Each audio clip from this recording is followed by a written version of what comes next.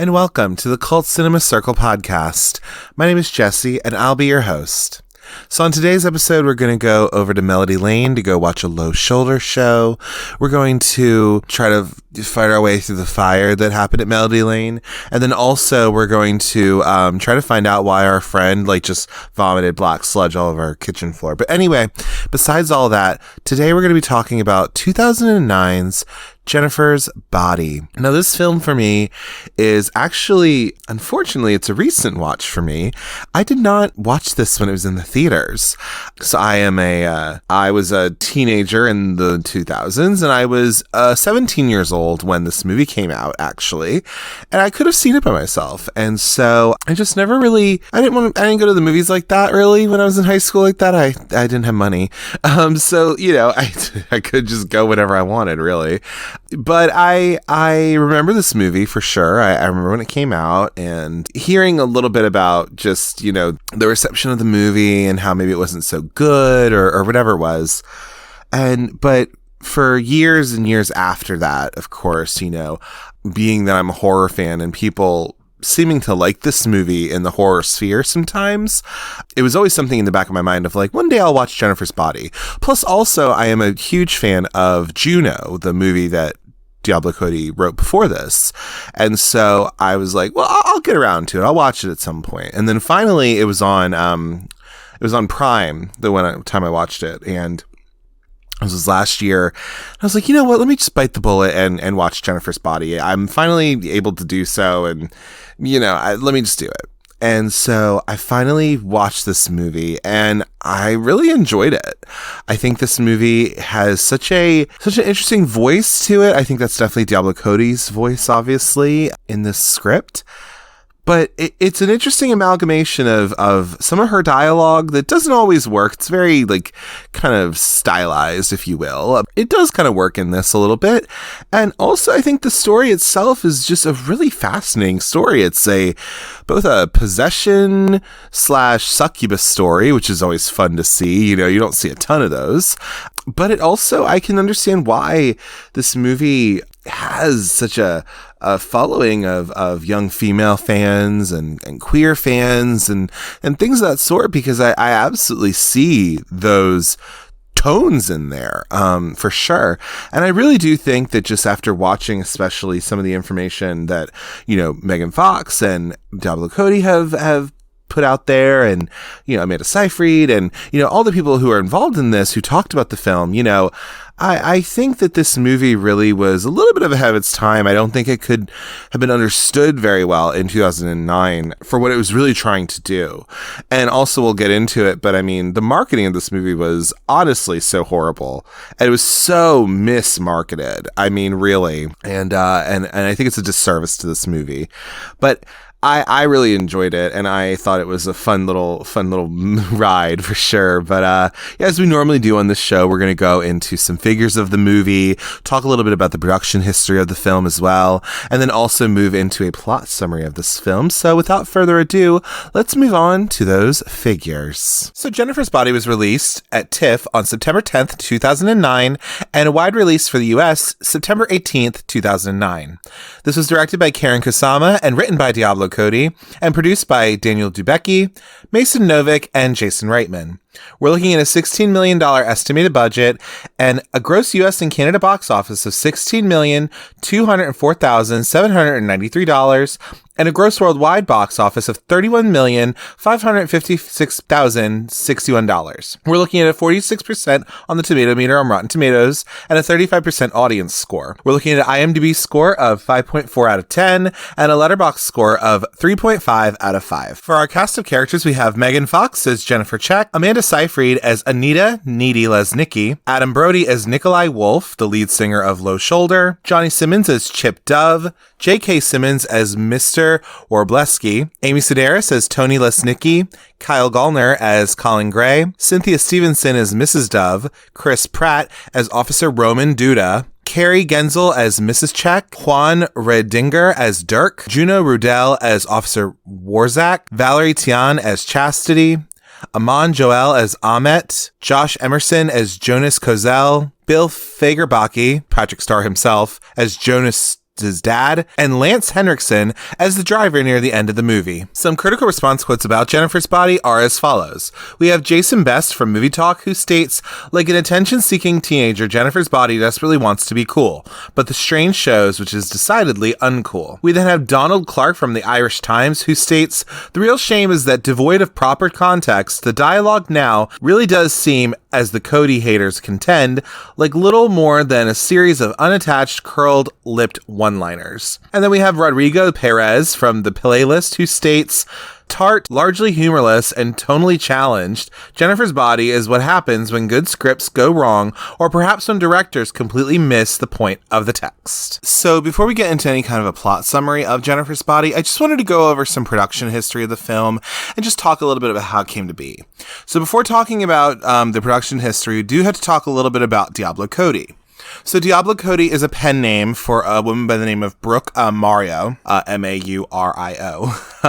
And she's a lady, she's from Illinois, and pretty much what happened with her is that she started a blog after going to college, where she, went to college, had some jobs after college, but she started a blog and ended up making a adult blog called The Pussy Ranch under a pen name, Diablo Cody, which she apparently invented while she was going through Cody, Wyoming, listening to the song El Diablo by Arcadia. But on a whim, Diablo Cody, she signed up for an amateur night at a Minneapolis strip club, and having enjoyed the experience, she decided she wanted to go and be a stripper for a time, which is, fun.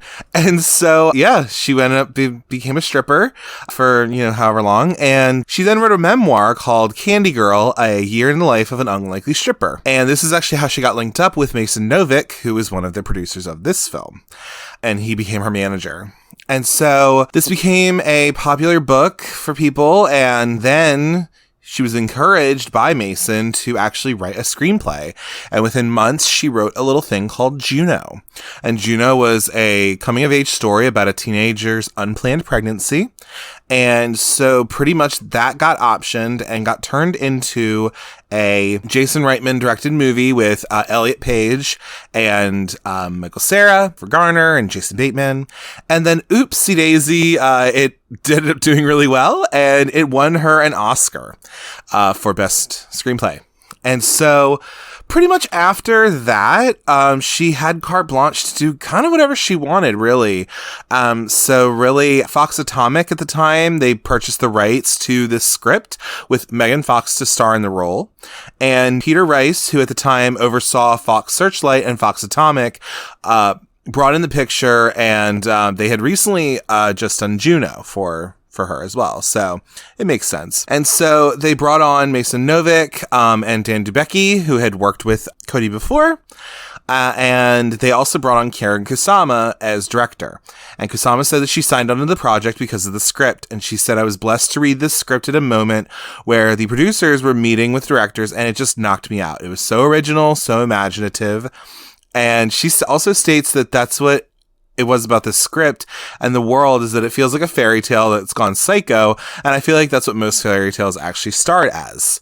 And so they made this film, made this movie. Diablo Cody wanted to definitely pay tribute to influences of her own, because she herself is a horror fan, so she wanted to honor movies like The Lost Boys and other films like that. And also knowing that this is definitely going to have a feminist angle to it. So she went in knowing, her and Karyn Kusama both went in knowing to this film, they knew it was supposed to be this feminist piece, Diablo Cody has said that she wanted this film to speak to female empowerment, explore the complex relationships between best friends, subvert the classic horror model of women being terrorized. And Cody says the key reason for writing this film was to bring to the screen a new way of expressing the intensity of female bonds.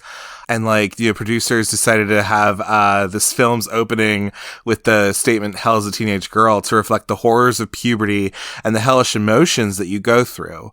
So yeah, I mean, this was definitely a particularly feminist piece that they wanted to make. So let's keep that in mind, okay, when it comes to this. And also, Cody initially wanted this to be a very dark, very brooding movie, but as she was writing it, she realized that, she couldn't help put some, kind of dark sense of humor things going on in there. So they decided to do that too. So yeah, let's keep in mind, this movie is very much about female empowerment, female friendship, just how toxic that can be sometimes, and how parasitic it can be.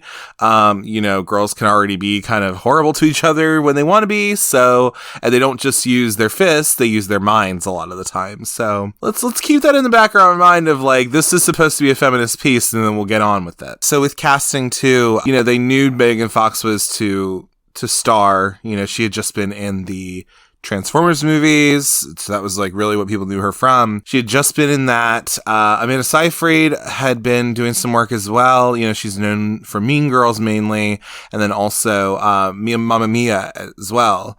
But they brought her in, and they looked at other people to do the role of Needy, but Amanda Seyfried just worked so well, But I don't even really think they looked for anybody else other than just Megan Fox, because really at that time, I don't know who else would have done this role, to be honest. I mean, she just is perfect for it. And then they brought in other people, so of course, you brought in J.K. Simmons, who had just been in Juno for that. You have Amy Sedaris in here for a little bit, just random. But anyway, so a little bit about the design and the effects of this movie. So this was done by KMB Effects and Moving Picture Company. So for her Jennifer's demonic form, they used all different types of techniques because they really did create an entire head for her. And, then you put the teeth in, so it all just kind of mixed together, which is cool. For the vomit scene where Jennifer arrives at Needy's house, she says that the liquid that she was given to spit out was actually just chocolate syrup, which is kind of cool. And then special effects did a rig that clamps onto her ears. And also, again, it's kind of cool that they did some of this practically too, especially with her demon mouth and all of that. And they wanted to try to use as least of CGI as they could, but of course they ended up using some, obviously. But they really tried to make sure to particularly use some good practical effects as best they could. So yeah, this film, it's really cool because I think really at the end of the day, when they filmed this movie, so they shot a lot of this in Canada as well. Right before this, there was a possible writer's strike. So then that began. That's why they couldn't do a lot of this stuff in America. They had to go to Canada for a lot of it. And so this is mostly done in Vancouver, and also there's a little bit in British Columbia as well. And yeah, so I mean, they filmed this movie in 2008, it looks like. And so they were doing a lot of that. And then it ends up coming out the next year. And so the release of this movie, so for whatever reason, and this is just kind of how Hollywood works, I feel like, because what ended up happening was that there was this idea that because Megan Fox was just coming off of these successful movies with the Transformers series, that we had to focus on her beauty and her hotness. And also test audiences weren't any better because Diablo Cody has stated before she had a test audience and they eviscerated the movie. They hated it. And that one of the feedbacks apparently she got, she still has the card for it apparently, is that one of the feedbacks that she got from somebody at that test audience is, what would you do? What would you change about this film, to make it better? And somebody literally just wrote, needs more boobs. And boobs was spelled BEWBS. And it's crazy because she even said, she's like, this is the data that was taken seriously, and used to try to market this movie. And, she even talks about how she, both and Karyn Kusama, were just not happy with how this movie was released and how it was marketed.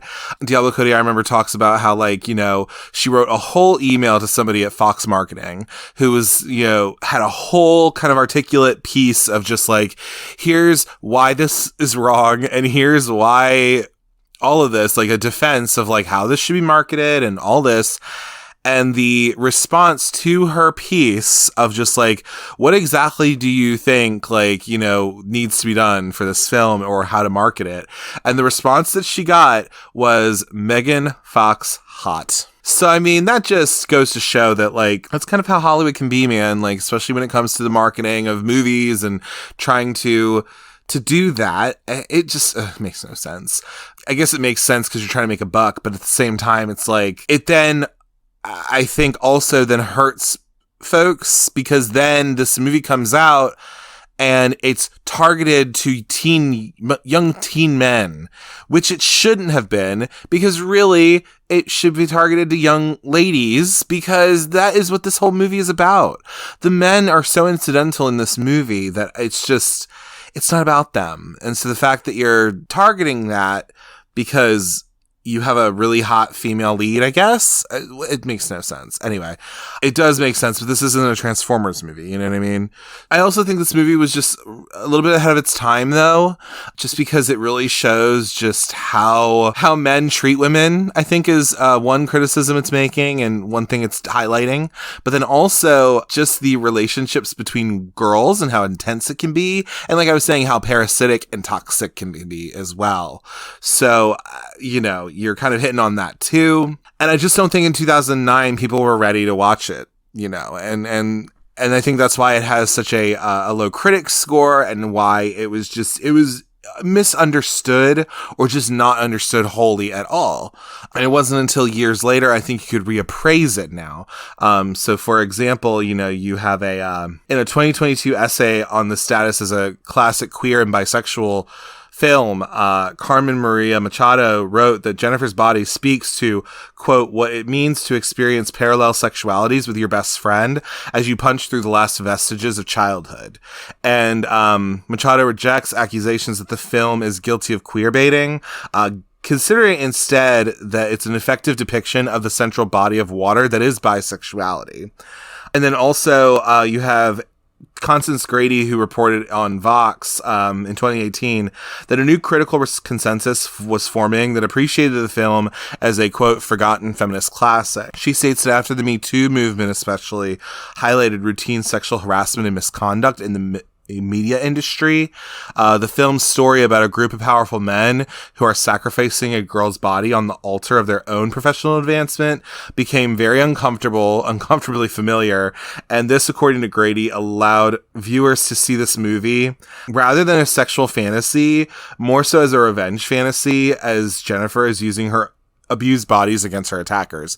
And I also think you can make the argument of, like, there's also a little bit of a rape revenge kind of narrative in here, even though there isn't explicit sexual assault or anything necessarily, but definitely just like that revenge, if you will, because she is seeking revenge on this. But yeah, I really do think like this was just so horribly marketed and mismarketed, and it's such a disservice to this movie, and I really just think, like, you know, it's that example. And I think also we've talked about it a little bit in other episodes, but I think this is something that happens with some of these movies that end up becoming cult classics, is that some of this shit it's not always the studio. Sometimes the movie's just not that good, but also I do think there is some little bit of a pattern that happens with some movies that are just horribly mishandled, and that's when you then end up having something where this movie came out at a certain time, it got eviscerated by people, so much so that, I mean, Diablo Cody ended up not really doing a whole lot with movies anymore. She kind of went more into the TV sphere. She's since won a Tony for doing the Jagged Little Pill book for the Alanis Morissette musical. Karyn Kusama, you know, also as well, she didn't do a ton, although she did do The Invitation, which is a fire movie. It's so good, from 2015, not the new Invitation, but anyway. But even she's had kind of a nice little resurgence with Yellow Jackets, where she was involved in that show, and she still is, I think. But I think this did hurt, and it did hurt both of them a little bit, because you're being seen as somebody of, like, oh, you worked on Jennifer's Body, like, you were part of that. And I think even Diablo Cody said, like, you know, for a time, you know, this was a sore subject for her to talk about, but now that she has been able to get this reappraisal of this movie on a mass scale, she's totally fine with talking about it now. And again, I think that is the kind of definition of these different cult classic movies, is that when you can reappraise them for what they were at the time, and then knowing that like, oh wow, this was a really good movie. It just was misunderstood when it came out or something like that. So anyway, with all that behind us, we're now going to move into a plot summary of Jennifer's Body. So we begin our film with the introduction to Needy, or Anita Lisnicki, played by Amanda Seyfried, and we see her find out that Needy is now in like a mental institution, I guess, or that's where she particularly lives.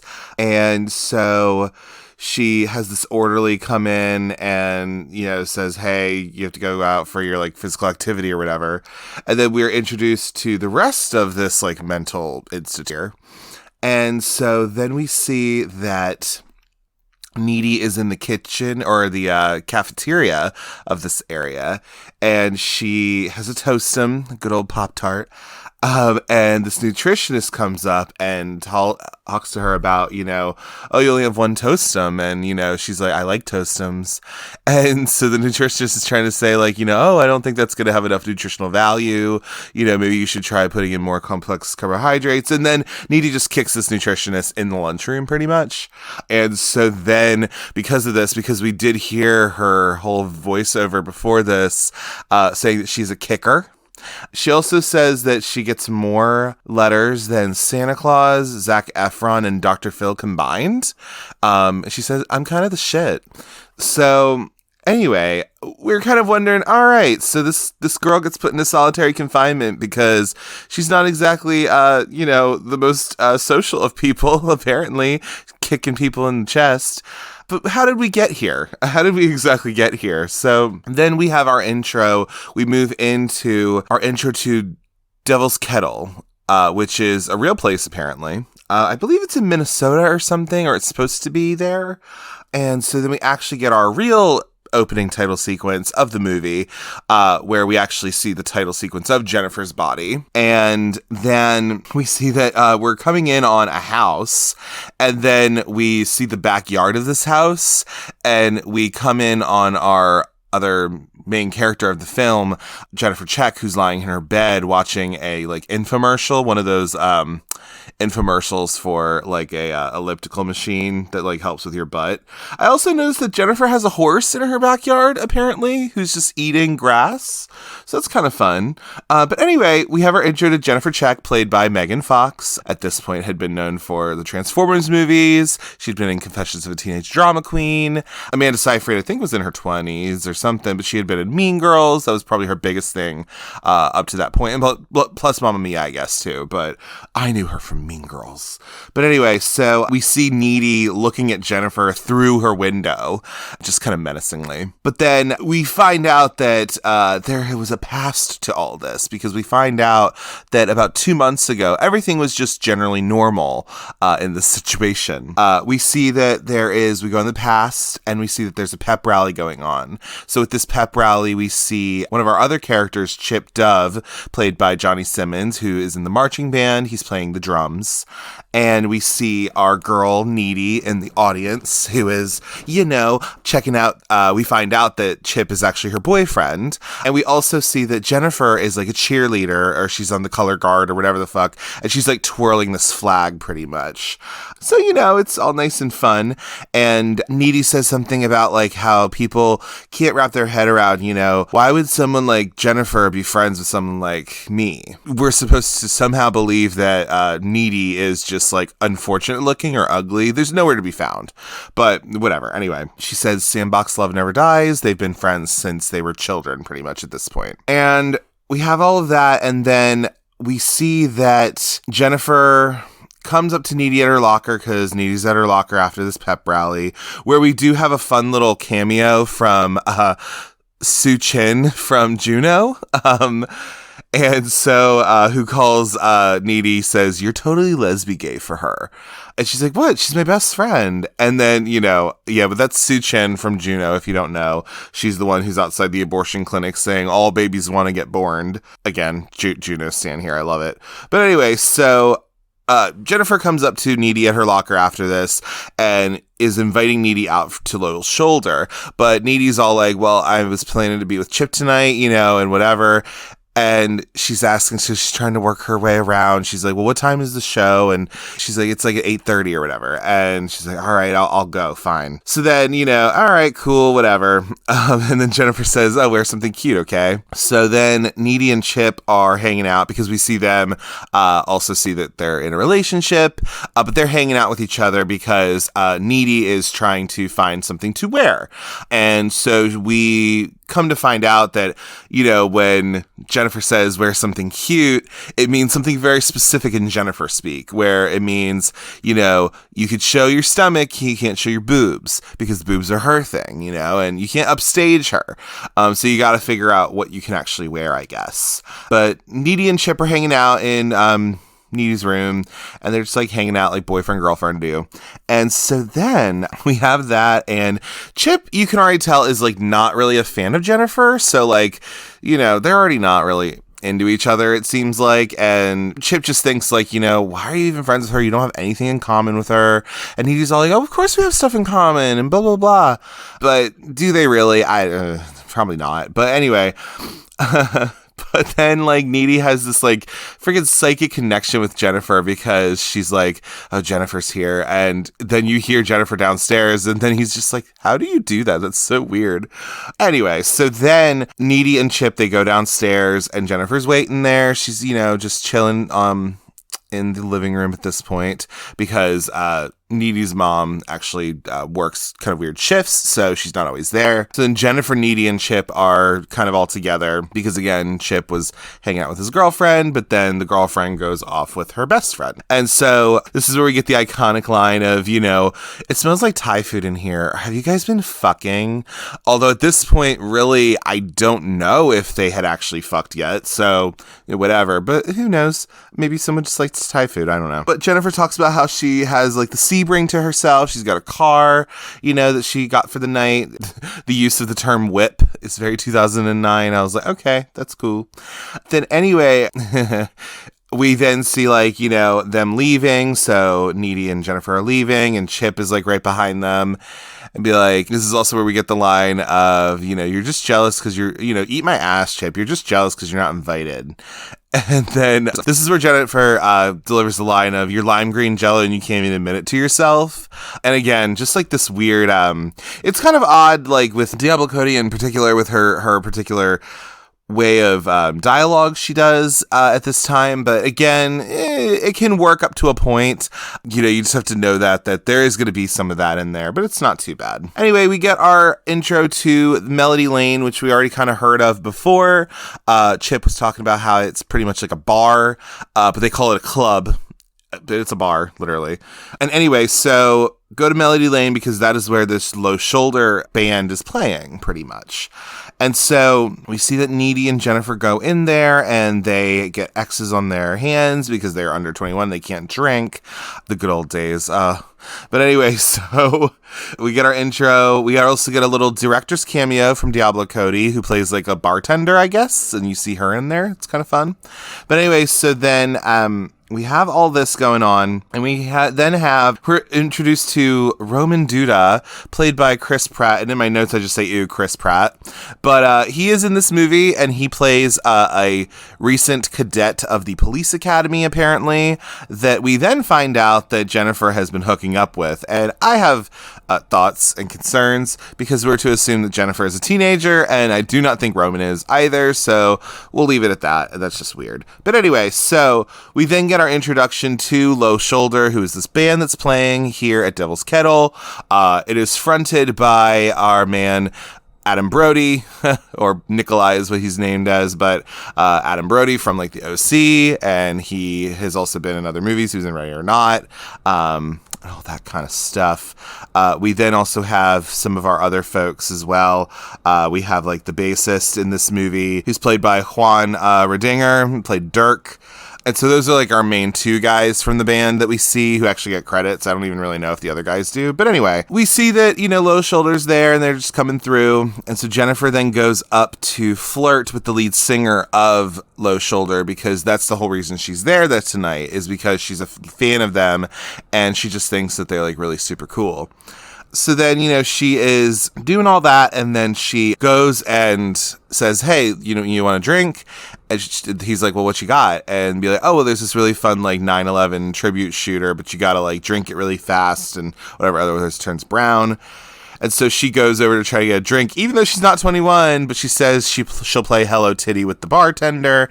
And, she also, I think, also talked about how, boobs are like, smart bombs, like, you point them in the right direction and shit gets real. So, the female mystique, if you will. But anyway, so then you see that Jennifer goes over and she's out of the frame, and you see that the lead singer and his bassist are talking about Jennifer, but the Needy overhears them, because what they're talking about is like, hey, what about her, and they're talking about how like she's a virgin or something, or she must be a virgin or whatever, and the Needy comes up to them and says, hey, that's my best friend you're talking about, and yes, she is a virgin, and like all this. And so she's just like trying to stand up for her friend, because these guys are just being guys. If you didn't already know, this whole movie is like very much about like, men like suck ass, which fair. I totally get that. But anyway, so Jennifer even says like, cause Needy goes up and says like, those guys were talking about you. They're scum. Like, fuck them.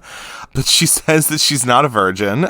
She's not even a backdoor virgin anymore, thanks to Roman. And, that hurts. And girl, I get it. I'm gay. Like, yeah, that shit can hurt. But anyway, we then get our introduction to the actual show for Low Shoulder. So they start their set, and they're playing a song called Through the Trees, which is a banger of a song, honestly. They start their set, and they're like singing, and it's like this fun little song or whatever. But then in my notes, I have a fucking fire starts and mayhem ensues. And pretty much what that means is that literally a fire just starts from like faulty wiring, apparently. And Needy is the one in a very Carrie-esque shot. She's just seeing this fire start, and then she's seeing it just go throughout the whole like fucking bar pretty much. And she sees that it then turns into this huge fire. And it's just like crazy. We see that people are then set ablaze at this point. It's just like really crazy. I'm not going to go through all of it, but a fire fucking starts and people are fucking dying. People are trying to run out of the place and they're getting trampled. It's a very effective scene of this, and really shows the mayhem that's actually going on. But Needy figures out how her and Jennifer can get out pretty much. And so they go through the bathroom and they escape through a window pretty much at that point. And so then they're outside. So Jennifer and Needy made it outside, and thankfully they are not dead. And so then we see that they're just kind of in shock, right? And so like Jennifer's in shock and like Needy's kind of in shock too. But then you see Nikolai coming up and be like, hey, you want to go somewhere safe like my van? And then Needy's like, what are you, what? And so then, like, Jennifer is all like, play it cool, Needy, play it cool. And so then, kind of because she's in shock, I guess, like, Jennifer just goes off with the band. And Needy's just like, no, we drove out ourselves. Like, why can't we just, like, go that way or whatever? So we see that Jennifer goes off with the band in their creepy-ass van. And so Needy's just like, what the fuck just happened? Like, okay, so these, like, people all died, and I, like, narrowly escaped with my life. And then my best friend is, like, taken off by this band somewhere, and she just feels like everything's wrong right now. It's just, like, feels off. And you hear her voiceover as well, hearing that, like, this doesn't feel right. And so we're to assume that Needy then walks herself home because, Jennifer's not there and she was her ride. So like, what the fuck? So she had to walk back home, I guess. So Needy comes home and she calls Chip to talk about like what had just happened. She's like, Jennifer got taken by these guys, by this band. Like, we have to go find her. Then she tells them like, hey, this thing happened at Melody Lane. Like, people are fucking dead. And she's just in shock too, because she's like, it was so horrible. Like, the people who are burning smelled like this. And like, just anything where you would have this fucking tragedy happen. You're watching a bunch of people die. So anyway, Needy is just kind of on edge, to say the least. And so then somebody is ringing at Needy's doorbell. So she's hearing the doorbell and she's like, who the fuck is this? And so then she goes to investigate. All right. So she's like in her room and she's like going down the stairs and she's just like looking around. She still has Chip on the phone because she's just like, okay, whatever. So she like goes and she like looks out the door because again, it was the doorbell. So she looks out her front door. She's just like, I must be going crazy. I must just be like thinking, I must be imagining things like, whatever. But in the meantime, while she is talking to Chip and she's hanging up the phone call with him, we see like the shadow in the background. Okay. We're just like, oh shit, something's going on. But anyway, so then Needy goes looking around. So she, she's still just like, she still feels like something's not right. She's just like, someone's here, something's going on. I don't know what the hell's going on. But Needy goes looking around her house. So like, for example, she looks in like her downstairs closet somewhere, and there's a really good shot where like she looks in the closet and you think someone's going to be behind the door when she closes it, but it's not. And so then looking around, she goes into the kitchen because her mom is working weird shifts. So she's gone right now. So her mom's not there. And anyway, so then Needy's in the kitchen. She turns something off. Like, I think she like turns the sink so that it wasn't dripping or anything like that. So she turns the faucet off. And then as she turns the faucet off, we then see Jennifer just pop up. Okay. So she's like popped up and she's just all bloody. So she's in her same getup she was wearing already, which was like a little coat and like a mini skirt and all this kind of stuff. But she's just all bloody.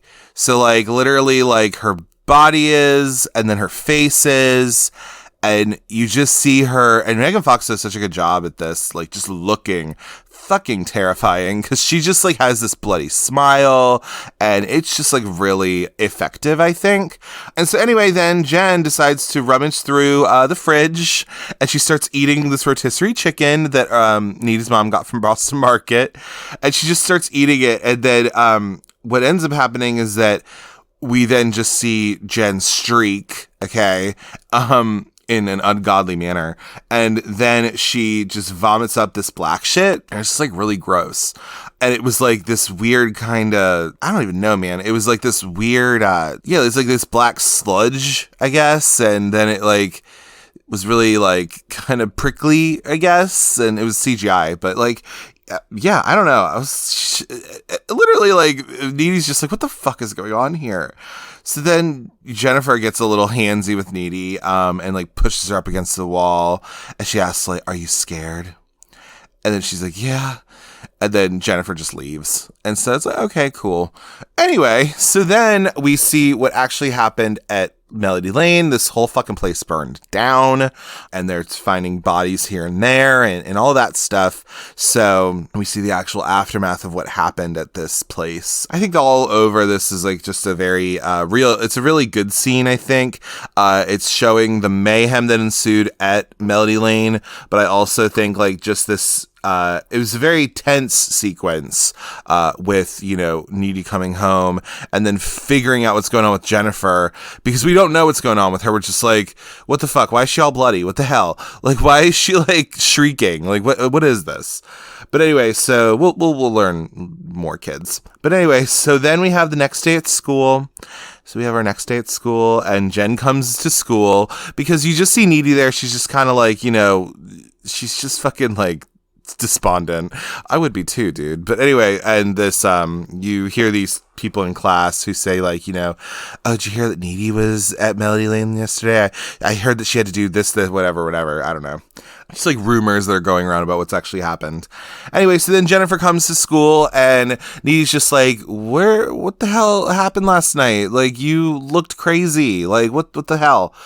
And she's thinking to herself, she's like, wait a minute, like, how are you looking how are you looking the way you're looking? Because, like, I know that you looked horrible last night, and I was literally which we then flash back to the night before, and Needy is cleaning up the kitchen floor from this black shit that you just puked up on the floor.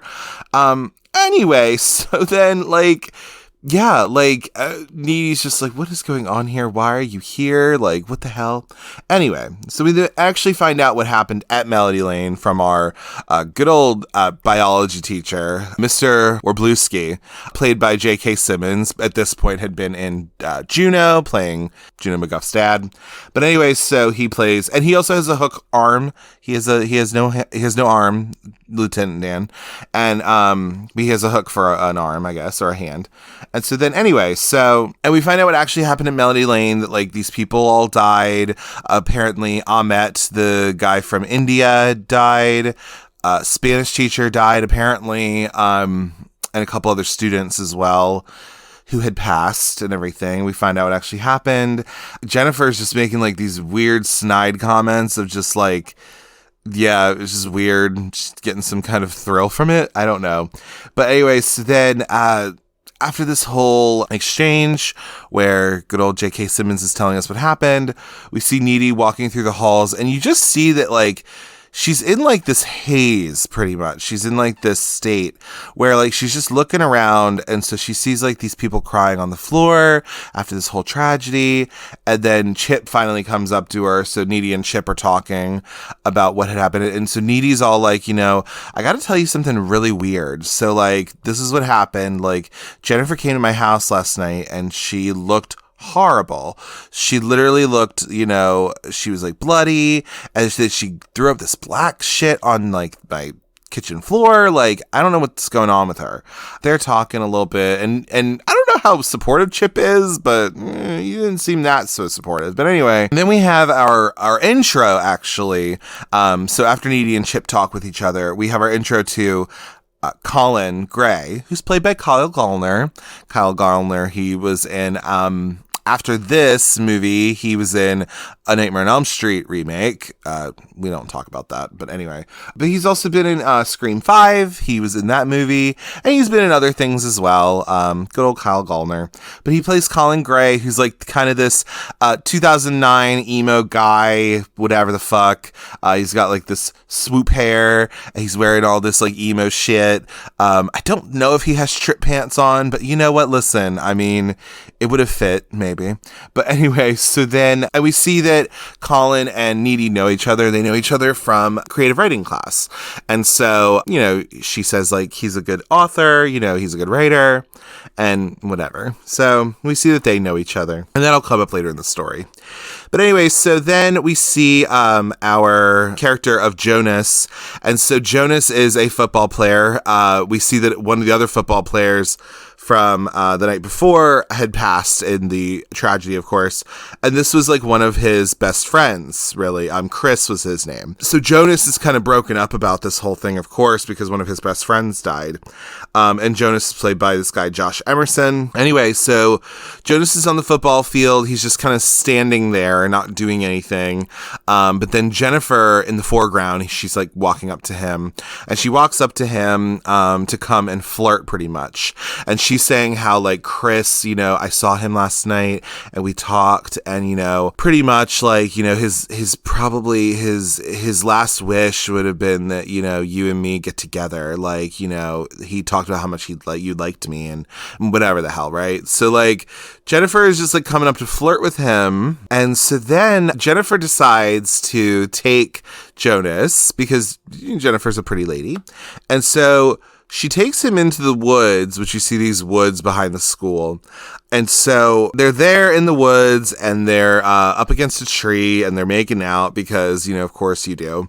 And so they're kissing, making out, and also getting a little sexual because we see that Jennifer is at least touching below the belt and doing a little something, something. Then, she gets all sexual with Jonas, which of course, like Megan Fox is a beautiful woman. Like, of course you would get like aroused by it as a straight guy probably. But anyway, but then guess what happens? She fucking kills him, dude, because we see all of these animals start to like flock around, and Jonas is like, I wonder what's that all about? And Jennifer even says, like, they're here to watch.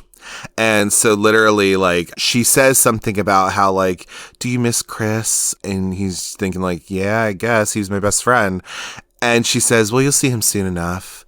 And so then we see that she literally kills Jonas, though, because she like scares him. She scares him. And then we see that like she actually becomes her demon self, where like you see her fucking like mouth open up with like these fangs. And you just see that she's like going to kill this bitch pretty much. And she kills him. She fucking kills this boy and she devours him pretty much. It's really good, actually. Oh my god. But anyway, so yeah, she fucking kills him, dude. So then we see that we hear Jonas screaming because he's being killed. But then the biology teacher, J.K. Simmons, he hears these screams, but he doesn't do anything about it. He's just like, oh, kids. Like, the parents are not very helpful in this movie, I don't think, always. But anyway, so, like, yeah, he just, like, hears these screams, but he doesn't think anything of it. But then he decides to actually go out into the woods and see what's up. In the meantime, we see Needy is at home making a sandwich. She's making a sandwich, and I think this is actually where we get our intro to good old Miss Lesnicki, played by the one and only Amy Sedaris, lovely woman, Jerry Blank from Strangers with Candy, and At Home with Amy Sedaris. But anyway, so, because again, we see that, some shit has gone down, but Needy's making a sandwich. She hears Low Shoulder on the radio, though, with this Through the Trees song, and then also, like, they're being interviewed as well, because of this whole tragedy. And anyway, so we see that scene, and I believe we get the intro to her mom, because she only gets like literally a scene. But anyway, so then Mr. Orblewski, he has gone into the woods and he actually finds Jonas literally eviscerated and a deer eating his intestines. But anyway, so then this is where we get our intro to Needy Mom. But anyway, so, and she's talking about how she had like this dream about how these bad men like took her and like was trying to do some stuff to her, but she didn't let that happen because she's a mama bear, and all that. And again, that's the one scene we pretty much get with Amy Sedaris. But then we see, after that scene, we see Jonas's body being taken from the woods, and then we just hear that Jonas's mother and father have been told this, so his mom is there and like wailing and crying, and then his dad is there as well, and his dad is played by, he's a coach, I guess, or something, and he is played by Bill Fagerbakke, who is most famously known as Patrick Star from SpongeBob, and so he's been doing the voice ever since the beginning. And so it's funny because he's then yelling into the ether about just like some of the balls, I think, and just like how he has vengeance of the people who killed his son. And so it's really funny to kind of listen to Patrick Star just like curse and do whatever. I think it's hilarious. But anyway, so, and then Jen goes skinny dipping, because as you do, and so, yeah, she goes skinny dipping after her killing, and she's looking fierce, of course, wonderful, lovely, and so she puts on her clothes again, and she's like walks through the forest, because, that's what you do. And anyway, so we then see that Jen calls Needy, so she's calling her and being all like, I feel so good, and you should, they're just talking to each other pretty much. And so this is the scene where we have like, something about the Mayans inventing the calendar, I think it was, or no, like Jesus invented a calendar. Actually, Jesus didn't invent the calendar. I think the Mayans actually did technically, but anyway, Jennifer doesn't know what she's talking about, but she thinks she does. But anyway, this is also where we get our iconic scene of Jennifer, like, taking a lighter to her tongue, and she's, like, able to, like, heal herself, which, again, will come up in the story. Anyway, you have that, and they're just talking to one another. But here's the thing is that, like, Needy has a call on the other line, and this is kind of a fun little, like, I think Mean Girls kind of throw in, because, of course, there's, like, that iconic three-way calling scene, and so I just think it's kind of funny. But we see that Chip has called Needy, and they're like, hey, we need to meet up, and I want to talk to you about something. And so Needy and Chip, they decide to meet up, and so they meet up in a park, And Needy pretty much Chip is talking to Needy about how, Jonas was found dead in these woods, and like they live right near each other. So like, this is why the police are at my house and everything. And this is just fucking crazy. And Needy's thinking like, there's no way this is a coincidence. Like, so this fucking place burns down and all these people die. And then some, fucking person kills like one of the biggest guys in school. Like, what the fuck? Like, what is this? There's got to be something, there's something up pretty much at this point. And then I just have in my notes, I just have Jennifer thriving. And I think what that refers to is that we see that everybody, it's been about a month since the events have happened from Melody Lane and then also Jonas dying. So we're going in time a little bit. And we see that everyone is kind of in a weird state because you've had this tragedy go on. But no, not Jennifer. Oh no, she's thriving and she just walks down the hallway looking all great and stuff, as you do after you've killed a boy. But anyway, so then Needy has a voiceover. She's talking about healing, and then she talks about how they were all fucking idiots because, there's not any fucking healing happening. Well, we'll get into that. Anyway, so we find out it's been a month after these events have happened, and it's like this weird shit of like, they're back in bio class with Mr. Warbluski, and so then he's talking about how like, he's talking about how Low Shoulder is giving like 3% of their album sales to Devil's Kettle to help families that are in need or something like that, because we're to assume and we are to kind of see that like Low Shoulder has become this known band now, and they've kind of like rode the coattails of this whole tragedy going on, and Needy even talks about that in her voiceover. But anyway, and Needy literally says like, she's hearing this and she's just like, well, what about the other 97% of the money? Like, what the fuck? Like, okay. So she reads everybody is what I have in my notes. And then you have Soo Chin there, who's like, who's trying to defend Low Shoulder or whatever. Because the joke of the movie is that Low Shoulder has like this one song, Through the Trees, which you hear throughout the movie. But then also like they somehow just become like this calming presence and force for people for whatever reason, which, okay, whatever. But again, that gets into the whole point. But anyway, so then Jennifer and Needy, they're talking with one another. This is where we have our fun line of, are you PMSing? And then Jennifer's like, PMS isn't real, Needy. It's, made up by the boy. It's made up by the male-run media to make us think that we're crazy. But they're talking to one another, and like... Because you see that, like, Jennifer's not looking great, okay? And she's just like, I don't mean to be rude, but, like, you don't look great. And she's like, no, I feel like boo-boo. And so then, Jennifer and Needy are walking through the hallway and all this. And then Colin, good old Colin, comes up.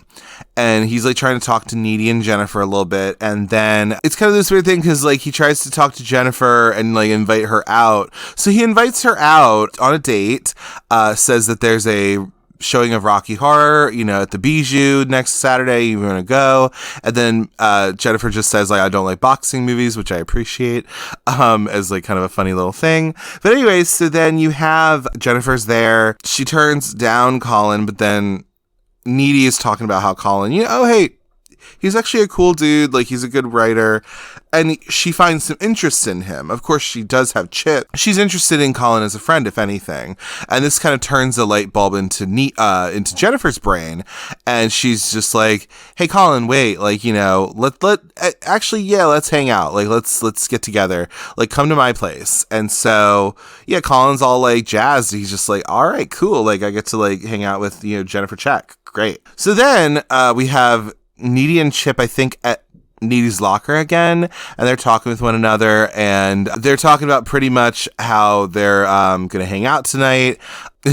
He went to the stupid Target and got more condoms. Not that he was thinking about anything, but he was able to get more condoms apparently, which is good. Safe sex, kids. But anyway, so going to our next scene, and we have Needy and Chip are at Chip's house, and they are together, and they're pretty much about to fuck, where they pretty much are like kissing. They're getting, a little hot and heavy and stuff, and all of this. All right. But anyway, so then in the meantime, you're cutting back between Needy and Chip, and then you also have Colin, who's driving to Jennifer's house, I guess, because he got the address to her house or whatever. And he's like singing along to his fucking emo ass shit that he has playing. Anyway, so he's driving to Jennifer's house, and then Colin, and again, we're kind of going back, back and forth. But then Colin ends up at Jennifer's house, and he's just like, okay, like, what is this place? I've never heard of it. I've never seen this place. Like, it looks like it's just a bunch of, like, underdevelopment houses, kind of, sort of, like, at whatever. Anyway, so he goes into Jennifer's house that she says that is here, and this is where we have a scene of, like, he goes in the house, he starts off on the bottom floor, and then he ends up going up the stairs. He's, like, trying to find he's trying to find where she is pretty much at this point. And then we cut into this room with all these candles around, and he's just like standing there, and he's just like, okay. But then we see Jennifer is behind him, and like, obviously is talking to him. And then in the meantime, too, we're cutting between that and Chip and Needy together, where they're starting to have sex. So Needy is under Chip, and, they're going to have sex, missionary style. Anyway, so then in the meantime, we have that. And then also we have Jennifer getting with Colin. So, like, they start making out, and Jennifer's just like, because even Colin asks, he's like, do you even know my last name? Like, what makes you like me? Like, and she's just like, silly. Like, I've been giving you signals all year.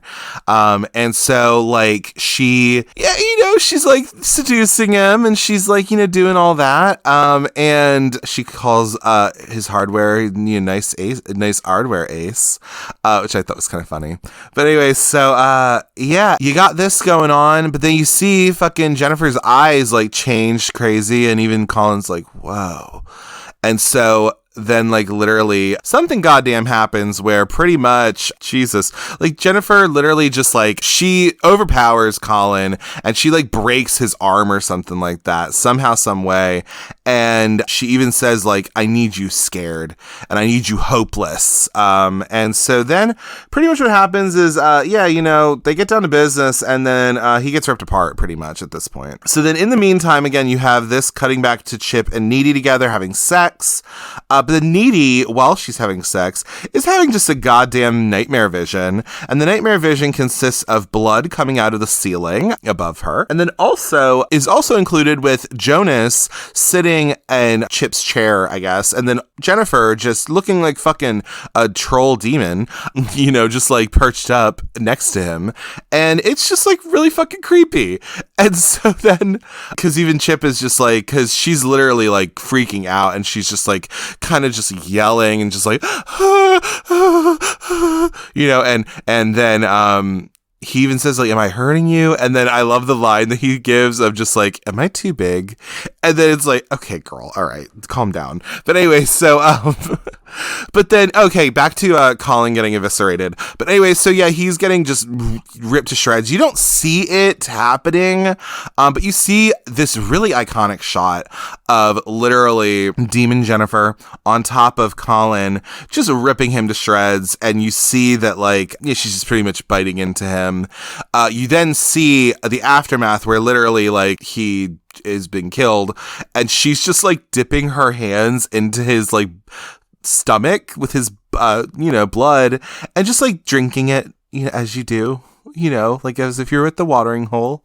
And also it's really too, this is definitely like, Megan Fox has come out and said that, she was already a thin lady anyway, but she like got down to fucking 97 pounds or something. And you can tell, cause like when you see that, you're like, damn, she is skinny. And nothing against skinny folks or whatever, it's fine. But like, damn, I was like, yeah, she looks like, I don't know why she got to be that thin. I don't know why, if it was just a choice of hers or whatever, but I was just like, damn, like, it adds to something, because it just makes her seem otherworldly in a weird way. You know what I mean? I don't know. It just adds to her kind of being this crazy demon. I don't know. Maybe I'm just going off on something, but whatever. It's just very interesting. And yeah, I love that scene. It's just so good. It's so iconic. But anyway, so Needy, needless to say, she runs out of Chip's house. She's fucking scared out of her wits. And so she jumps in the car, her mom's car, and she like drives, and she's like driving in the night, and then she comes across Jennifer, who's like coming out of the fucking wood like a fucking, you know, crazy animal. And so like then, you know, she veers to like not hit her, and then we see that Jennifer just jumps on the front of her car, and then, you know, Needy is just scared out of her mind. And then I have in my notes, Needy comes home and is going through it because she's just crying because she's just like, oh my God, what is going on? What is happening here? Because she doesn't know. Like, she's just like, I think my best friend was killed, but then she wasn't apparently. But then like all these people are dying because we don't know about Colin yet. So like, you know, okay, Jonas died. Now I'm having this weird nightmare vision shit. Like, what's going on here? Anyway, so then you have Needy has like this like weird little dream thing, but we see she wakes up from her little nap that she has. And anyway, so she goes up to her room, and like I think the lights are all off if I'm not mistaken, and she just like goes up and she is looking out her window or something, or she ends up on her bed, and we see that Jennifer is just in Needy's bed. She's just like, hi, and then she's like, get the fuck out, what are you doing here? Why did I just see you jump on my mom's car? Like, what the hell is going on here? But anyway, so yeah, so then you have that, and then you have, well, you know, I think this scene, I just have in my notes, lesbians. I just have that. And anyway, so, because this is a scene where you have Jennifer and Needy. Jennifer is like kissing up on Needy, and they're like making out a little bit, because you already can tell that like, I think Needy is interested in Jennifer in some way. Of course, they're best friends, but like also there is this underlying tension that they have a little bit. You can't tell whether it's just like a sexual tension or something. I don't know. And then also a little later in the scene, you do hear that Jennifer does say like, you know, we could play boyfriend, girlfriend like we used to. So obviously they've done a little something before with each other. Just exploring bodies and exploring sexuality. I don't know. Anyway, so yeah, lesbians. But anyway, so then you then have, after all of that, we end up finding out exactly what happened, because Needy's just kind of in the dark. She's like, what's going on? Like, why are you, what's going on with you? And so then Jen actually spills what happened to her. So she talks about how, you know, remember at the Low Shoulder show where like I left with those guys? Well, we then see what actually happened. So pretty much what happened is that these guys are like driving with her, and they're driving out to the woods, and she's just like looking around, and you know, she's just looking, and she's just like, are you guys like rapists? And Adam Brody, fucking Nikolai, he's all like, you know, oh, you don't have to talk if you don't want to. And then she's like, okay, all right. And they're talking about like a virgin or something. And, you know, are we even sure that she's a virgin? And she's like, I totally am. So you need to like, you should probably find somebody else who like knows how to do sex and stuff. I don't know how to do anything, which I thought was kind of funny, because she's trying to save her own life, but like, she's just like, I don't know anything. So maybe you should get somebody who knows. Anyway, but yeah, so then what ends up happening from there is that what we find out, because she talks about how these guys are pretty much agents of Satan, and pretty much what happens is that they've taken her out to the aforementioned Devil's Kettle, which is like named after this like weird waterfall that is just like a never-ending like whirlpool or whatever. It ends up in a never-ending whirlpool. But anyway, so then we see that like they're at the top of this like weird waterfall, and what they're going to do is pretty much sacrifice somebody. They have to sacrifice a virgin, because what their whole point is that they're trying to be a big, successful band, because right now they're not. We are to assume that Dirk and Nikolai are both working at like a coffee shop or something, because Nikolai even says like, do you want to work at this place forever? I know I don't. So like, you know, and they're talking about how like it's so hard to like be like a hit indie band nowadays. We all look the same and like whatever, which I mean, fair. I was there in 2009, so I get it. But anyway, so they're talking about how they pretty much have to sacrifice this person. And I will tell you this. You can say whatever you want about Megan Fox and about whatever the hell you want. I'm just saying she does a really good job in this scene, especially because I'm like, bitch, I feel you on this. Like, I feel her tears. Like, she is begging for her life and pleading, and it's fucking scary. I say in my notes, this scene is fucking scary because they tie her down and they're just like, invoking this fucking spirit or whatever the fuck. But anyway, so then you have this, and then oh god, and then it's like this thing of because her name's Jennifer, and so we see this Bowie knife that, you know, Nikolai has, and he's gonna like about to kill Jennifer, but then he says something about Jenny. And then he starts singing the song, and everyone starts singing the song 8675309, because Jenny was like in there or whatever. And they start singing it, and it's just creepy because as they're singing the song, like Nikolai just starts like stabbing into her, which again is just really fucking creepy. The scene is just really fucking scary. Like, I don't know about you, but like I thought it was very effective, very, very effective. So then, you know, yeah, they stabbed her up, and then Nikolai throws the knife into the devil's kettle, but it doesn't actually, I think, end up getting put in the whirlpool or anything, but it just ends up, you know, in the where the waterfall. So then we see that, so Low Shoulder has now killed Jennifer, but then Jennifer was able to come back somehow, some way. And what we find out though is that Jennifer then ends up coming to Needy's house, which we saw earlier today, you know, we saw earlier in the movie. So we had that whole scene go on where, you know, she comes and she like pukes on her, you know, kitchen floor or whatever. Then she leaves. And so then she's walking through the town pretty much, and she's walking through the streets. And we then see that she comes across Ahmet, the kid from India. And she kind of looks at him and she's like, you know, does your host family know you're here? Does anybody know you're alive? Because they knew he was at the Low Shoulder show. They knew they were there, but like they didn't know, like nobody knew he was still alive, I guess. But anyway, so then we see that Jennifer, the wheels are turning in her head. And so she takes him and she takes him into the woods, and we're to assume that she kills him. We don't see it actually, but this is where she starts with that, because then if you remember from earlier, she then comes to school the next day looking all good or whatever, even though she looked like shit the night before, but because she killed Ahmet and she was able to actually, what we end up finding out pretty much is that from Jennifer is that every month she needs to feed because she's now a demon. She's pretty much a succubus, I guess, at this point, really, because she also has to get you sexually aroused, because that's what a succubus does. Like, they feed off of, they kill boys, they kill men, but they also have sex with them too before they kill them a lot of the time. But anyway, but Jennifer talks about how like she does have to feed every month or so. So like when she's full and she looks like this, you know, she looks good, and then Needy's just like, what do you mean feed?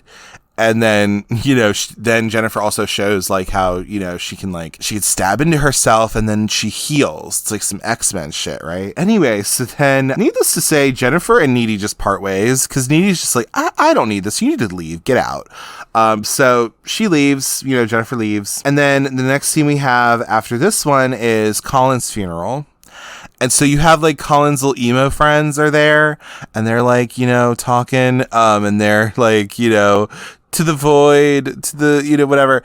And they're like being over dramatic and kind of melodramatic. But then you also see Colin's mom is there, and she is kind of in the realest of situations because, you know, to her, these friends of his, like, she just can't even stand them because she's just like, I'm living the real terror right now. Like, my son has just been killed and he looks like lasagna with teeth, you know? And so like, you know, I don't want to hear anything about this shit. He's not in the whatever. He's in an overpriced box, you know, about to be put 6 feet under. She just goes for it. That scene was really good and really effective. And then of course Needy is there as well, and she's just kind of watching in the distance. But this is what happens with grief and all that. So then you have, we're back in school. And so we are then, we walk past, so Needy walks past a display for Whatever Happened to Baby Jane the Musical, which, to be honest, I wouldn't be opposed to watching. But I do like that, Baby Jane the Musical. It's kind of fun. But then we see that Needy has to go do some researching because she's like, all right, so all of this shit just happened, and now I have to figure out what's going on with my friend. All right, so then she's going into the occult section of her library, which apparently is very small.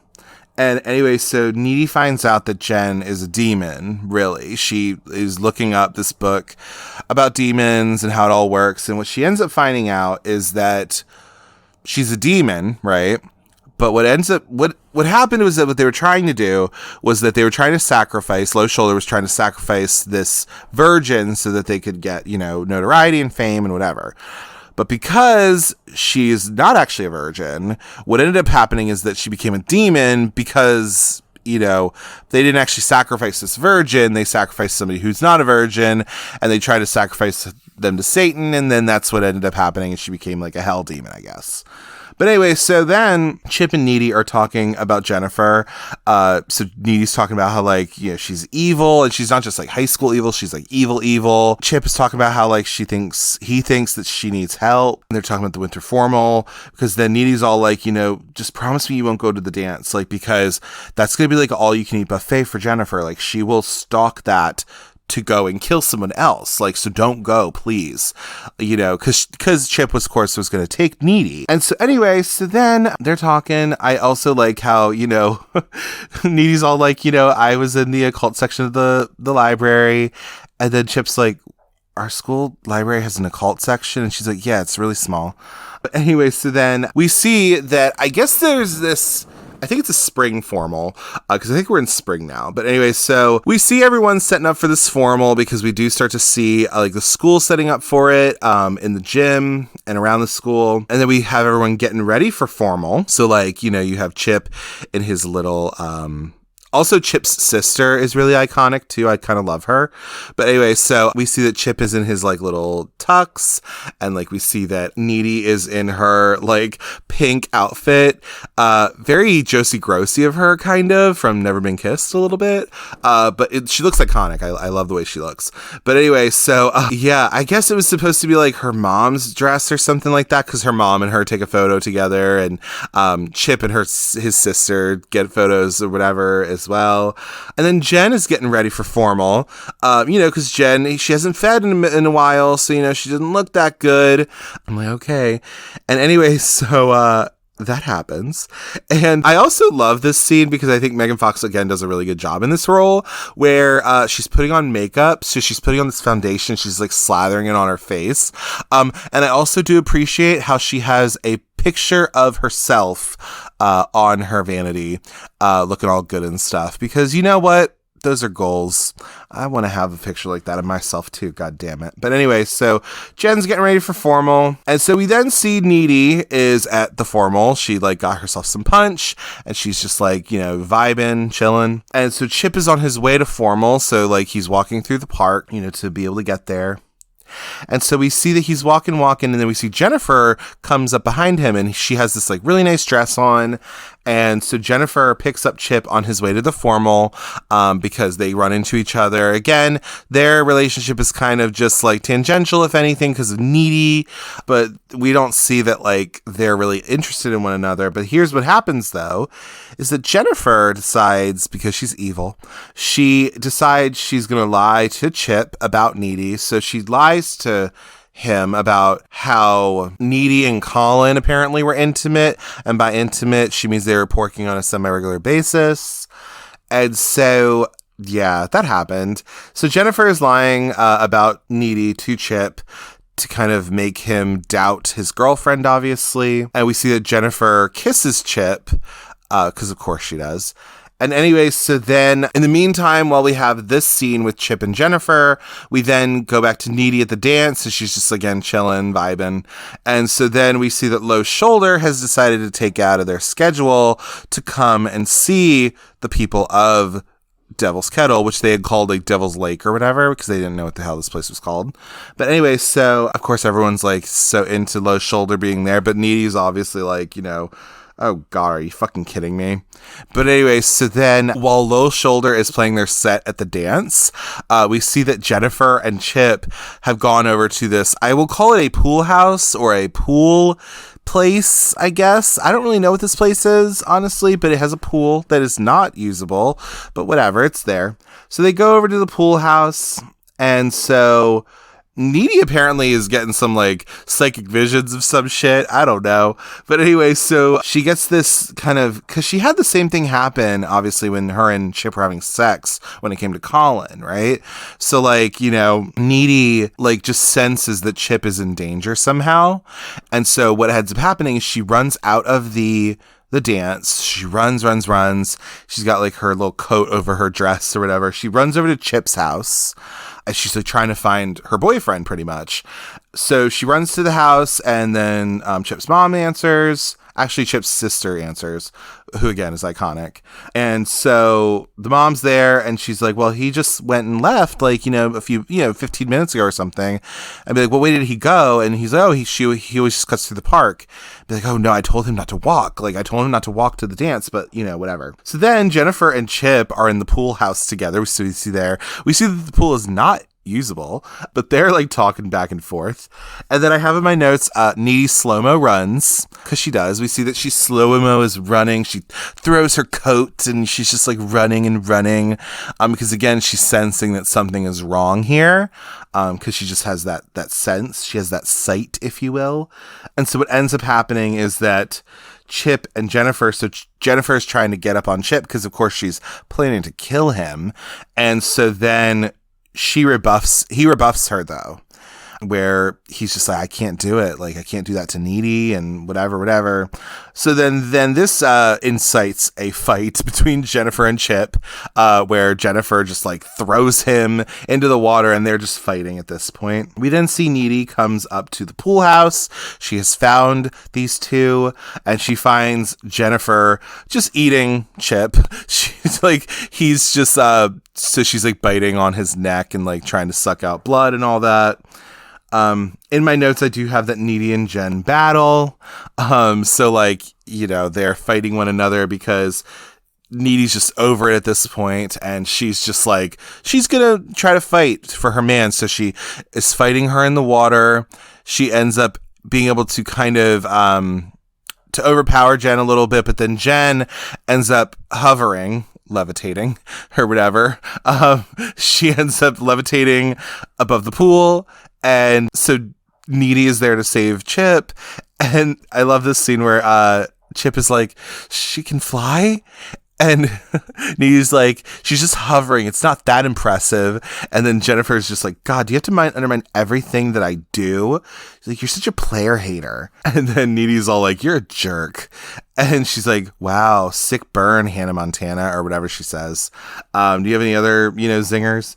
But no, she doesn't say all that. But anyway, so, yeah, Needy and Jen, they just shit talk one another, and, like, Needy talks about how, like, Jennifer needed laxatives to stay skinny, and, like, they're just shit talking one another, as you sometimes do when you're a girl and you have a friend. That happens sometimes. But anyway, so we see that Needy and Jen, like, they already were fighting anyway, and now they're just talking shit with one another, and literally, we see that Jennifer is like, I will rip your soul out and I'll shit it out, Liznicki. And so she like comes up on her, but then we see that Chip actually stabs Jennifer in like the abdomen, I guess, with like this pool cleaner thing. It's like big, long, like metal rod or whatever. And so then, Jen gets stabbed and she says like, do you have a tampon? Thought you were a plug-in. And so then Jen just jumps away. So she like leaves and she just jumps out the window, as she is to do. She did do that earlier when she left Needy's house that one time. She's like jumped out the window, as you do. Anyway, so then Needy is comforting Chip as he is dying. And you have their nice little back and forth that they have. And, they say that they love to each other. They love each other. And it's just like really nice. It's kind of nice. I mean, Chip as a character is, he's not the best boyfriend, unfortunately. But I mean, he does seem to like Needy in some way, which I get. But yeah, he's dead. He dies. And anyway, so then Needy comes home in her dress at home, and she's just like laying in her bed. And she's just like in her dress. She's all dirty and, you know, looking gross kind of because she was just fighting in this dirty pool. And oh God, it was bad. But then you know what? Needy decides like, all right, enough playing around. So Needy then suits up. She like, you know, she puts her little hoodie on that we saw earlier. So again, we're now back to, I guess, at this point, we are now back to Needy, you know, outside of Jen's home, and she pays her a visit. So like Jen is in her bed and she's like watching TV or whatever. And pretty much what happens is that Needy just like literally flies through, bitch puddin' style, just flies through Jennifer's window, and they just start like fighting at this point because Needy has already done her research about how you kill a demon, and you have to kill it by stabbing it in the heart. And so Needy is fighting Jennifer. So she has like a box cutter. This is where we get the line of, do you buy all your murder weapons at Home Depot? God, you're butch. You know, it's just like really good.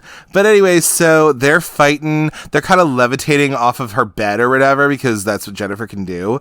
But then Needy kills Jennifer by stabbing her in the heart because that's how she had to kill her. And so I like the line here where she stabs her and then Jennifer says, you know, my tit. And then Needy's just like, no, your heart. And so she like kills her. And so you see Jennifer die. Finally, she's finally been vanquished. But we do see that Jennifer, I think, actually bit Needy during their fight. So then, you know, all of this commotion has then aroused Jennifer's mother to come and check on her daughter. And then she finds Needy killing Jennifer and literally had killed her. And what pretty much happens is that we see that Needy, after that, is then sent away to the aforementioned mental institution from the beginning of the movie. So then we are back to, and we're closing up on the end of the movie at this point, we are back with Needy in solitary confinement. And, well, needless to say, we find out that once you're bitten by a demon, you get some of those powers a little bit. And we see that she has some demon powers, y'all. And so she's literally like doing a meditation. She's levitating off of the floor, like in the mid-air, looking out the little window that they have in solitary confinement. Anyway, so then I have in my notes, she's levitating, and then what ends up happening is that she kicks out, because she's a kicker, she kicks out the window of her little solitary confinement area, and she then blows this popsicle stand at this point, really. So she leaves because she's fucking, you know, indestructible, kind of, sort of. And anyway, so then Needy is walking along, and she ends up somehow, she goes over to Devil's Kettle, the waterfall, and she actually found the Bowie knife from Low Shoulder from earlier. And so she finds that and she takes it. She then has a good old cameo for Lance Henriksen, you know, from Pet Sematary and other movies as well. She's the driver at the end. And she talks about how she is, where can I take you, little lady? She'd be like, oh, just west. You know, I'm going to Madison. And he's like, oh, what brings you out there? And she's like, oh, I'm following this band and whatever. And he says something about like, he says something about the band or whatever. He's like, she's like, oh, this will be their last show. And so then we see that this is actually the end of our movie, kind of, sort of. So we see that they drive off, and then you see, like, directed by Karyn Kusama. But then, in the meantime, you also see that, like, Low Shoulder is in, like, their hotel room, and they're, like, doing little bips and bops here and there. They're, like, doing coke or whatever the hell. And, you know, they're just, like, being rock stars. But, oh, don't you worry, because we see that it is, you don't see the actual evisceration or murder, but you see that Needy pretty much comes and kills the members of Low Shoulder with the same Bowie knife they used to kill Jennifer. And yeah, they just get killed the fuck up pretty much at this point. And then we see during the end credits sequence of these different crime scene photos of these people being killed, pretty much. And so then we then have like the security footage where we end on, where we have all of these fans running into the Low Shoulders room or whatever somehow, and then they find this like horrible like murder scene, and then we just see, while the fans are running to the room, we see that Needy is walking away in a hoodie, and like she just looks right at like the security camera or whatever. And then we have our actual end credits sequence of the actual end credits of the movie. And then that's the end of Jennifer's Body. So needless to say, with this movie, I really do enjoy Jennifer's Body. I've given it a 4 out of 5 on Letterboxd, and I still stand by it. I still think this is a really fun movie. I think there's actually scary parts in here. Overall it is a horror comedy, I guess. It's a satire in there somewhere, but I really like the amalgamation of everything that's being done here, and also just, yeah, it's such a unique story to me. And I like the fact of having a succubus story that is very highly feminist and has these undertones and also just overtones, really. I just think it's a great movie, and I think any horror fan should watch this. I think it's absolutely worth a watch, even if you don't like it. I just think it's something where I think Karyn Kusama did a really good job at directing. I think Diablo Cody, depending on how you think of her writing, I guess, like your mileage may vary, I guess, but I didn't mind it really, and I just think it's something where it's a unique story that I thought was just not exactly wholly understood at the time, and also I think was just mismarketed because of just the misogyny and the patriarchy. But anyway, yeah, I would definitely say so. Definitely a high recommend for sure. Right now, at least, you can watch it on HBO Max. That's where I watched it, and you can also watch the extended cut. That's what I based on my pod off of today. The theatrical cut is a little bit different, but really they're generally the same story. There are certain things that are changed over, but I think the extended cut is probably the best cut personally, but do what you want. But it also makes its way on Prime sometimes. That's where I watched it the first time I watched it. And part of me wants to own this movie in some way. Maybe I'll get around to buying that finally, and biting the bullet. But, yeah, I would definitely give a recommend to this. I think if you haven't watched it in a minute, maybe give it a revisit and see what you think. Maybe if you watched it before and it's been a minute since you watched it, definitely watch it again. And if you've never watched it before, please do. I mean, I think you're not going to find another story quite like it, I feel like. And I think also it's helped people in the horror genre too. I think it's maybe influenced some people as well, and shown that female writers and directors can really kick some ass when it comes to this filmmaking and really making a film that I think stands up on its own. So for sure, but definitely give it a watch for sure. As always, if you'd like to get in touch with me, you can do so at cultcinemacircle@gmail.com. If you'd like to give any movie recommendations, give feedback on the show, or if you'd just like to say hey, I'm open to all of it. You can also follow the show on Instagram at Cult Cinema Circle and on Twitter at Cult Cinecircle. I tend to announce the movies that I'm going to be covering and just interact with people on there if they want. You can also follow me on Letterboxd at Jesse, Jesse, Kremp, Kremp, all one word. On that platform, I tend to log the movies that I watch. I write little stupid reviews about them and just general foolishness over there. Be sure to rate, comment, and subscribe to the Cult Cinema Circle podcast on your podcatcher of choice, whether that be Apple Podcasts, Google Podcasts, Spotify, or wherever you get your podcasts. I'm pretty much on all of them. Be sure to leave 5 stars and a 1 to 2 sentence review about the show so we can grow the audience and then just spread the love all around. Be sure to tune in next week to the Cult Cinema Circle podcast, where I'll be covering 1988's Heathers. A girl who half-heartedly tries to be part of the in crowd of her school meets a rebel who teaches her a more devious way to play social politics by killing the popular kids. As always, thank you for taking the time to listen to the Cult Cinema Circle podcast. And remember, you're lime green jello and you can't even admit it to yourself. Take care. Bye.